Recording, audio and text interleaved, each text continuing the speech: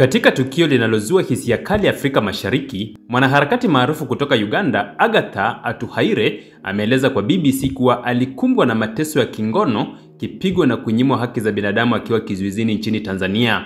Kwa mujibu wa mahojiano yaliyofanywa na BBC News Pidgin, Atuhaire alisema alishikiliwa na watu waliovaa kiraia, wakamfunika macho, kumnyanyasa, kisha kumvua nguo kwa nguvu na kumbaka akiwa kizuizini.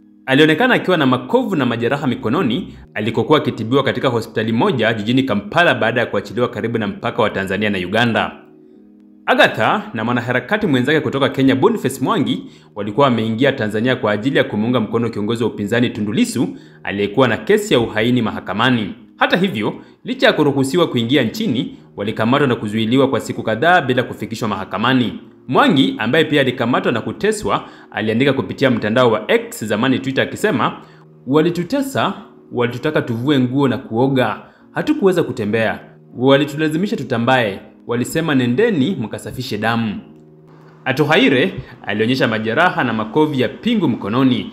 Alieleza kwa undani kuhusu kubakwa kwake, akisema alilazimika kupiga mayowe hadi wakaamua kumziba mdomo. Alisema kuwa aliweza kumsikia Mwangi akiguna kwa maumivu kwenye seli ya jirani. Kila walipojaribu kuzungumza usiku, walikuwa wanapigwa, kutukanwa na kutishwa, hata kufanyiwa tohara kwa lazima. Wakati wa kukamatwa kwao, serikali ya Kenya ilitoa malalamiko rasmi ikilalamikia kutonyimwa nafasi ya kidiplomasia ya kukutana na raia wake aliyekamatwa. Taarifa ya Wizara ya Mambo ya Nje ya Kenya ilieleza kuwa licha ya maombi yao ya mara kwa mara, hawakuweza kuonana na Mwangi. Hali hiyo ilizua maandamano ya mashirika ya kiraia, familia na makundi ya haki za binadamu wakishinikiza kuachiliwa kwao. Hadi sasa, serikali ya Tanzania haijatoa kauli yoyote rasmi kuhusu madai hayo mazito ya unyanyasaji na ubakaji, lakini siku ya Jumatatu, Rais Samia Suluhu Hassan alionya kuwa hatakubali wanaharakati kutoka nchi jirani kuingilia mambo ya ndani ya Tanzania na kusababisha vurugu.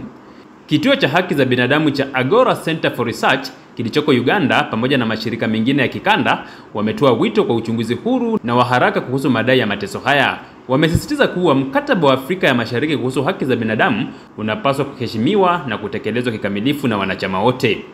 Tukio hili linaweka Tanzania katika hali ya lawama za kimataifa kuhusu kuheshimu haki za binadamu. Ikiwa madai haya yatathibitishwa, huenda likawa tukio la mabadiliko makubwa katika uhusiano wa kikanda, sheria za haki za binadamu na nafasi ya wanaharakati Afrika Mashariki.